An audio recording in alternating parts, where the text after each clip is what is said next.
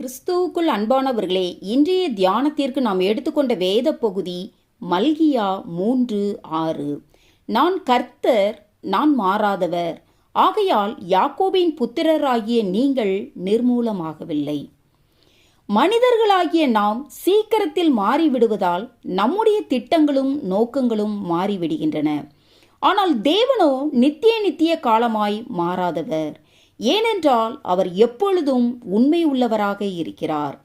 மேலும் அவர் மாறாதவராய் இருப்பதினால் நாம் நிர்மூலமாகவில்லை. ஆகவேதான் அவர் ஆதியில் நம்மில் எவ்விதம் அன்பு கூர்ந்தாரோ அதே விதமாக முடிவு பரியந்தமும் நம்மில் அன்பு கூறுகிறவராய் இருக்கிறார்.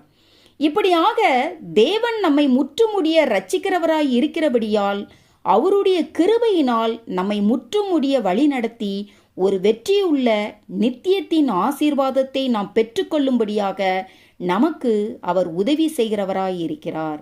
அதே சமயம் அவர் ஒரு காலும் நம்முடைய வாழ்க்கையில் கொண்டிருக்கும் திட்டங்களை மாற்றி விடுகிறவர் அல்ல.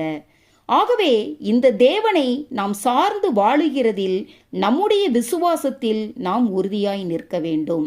அப்பொழுது அவர் ஒரு நாளும் தம்முடைய அன்பை நம்முடைய வாழ்க்கையிலிருந்து எடுத்துவிட மாட்டார்.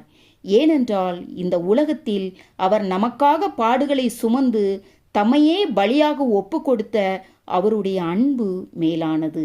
எனக்கு அன்பானவர்களே, கர்த்தர் தம்முடைய வார்த்தையில் உண்மையுள்ளவர் என்பதையும் அவர் நம்மீது வைத்த அன்பும் அவருடைய கிருபையும் இரக்கமும் மாறவில்லை என்பதையும், கர்த்தர் மாறாதவராக இருக்கிறபடியால் நாம் நிர்மூலமாகவில்லை என்பதையும் அறியக்கூடிய மனக்கண்களை தேவன் தாமே நம் ஒவ்வொருவருக்கும் திறந்தருள்வாராக.